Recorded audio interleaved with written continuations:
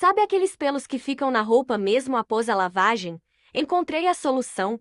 Esse filtro coletor de pelos para máquina de lavar por apenas R$ 4. Ele vai facilitar muito no seu dia a dia. Chega de resíduos, pelinhos, cabelos ou papel nas roupas depois de lavar elas. E o melhor, mais barato que na Shopee. O mesmo está sendo vendido por R$ 10 na Shopee e aqui na Lojas Patricinha preço único por apenas R$ 4. Enviamos para todo o Brasil. Comente eu quero para te enviarmos o link do nosso site.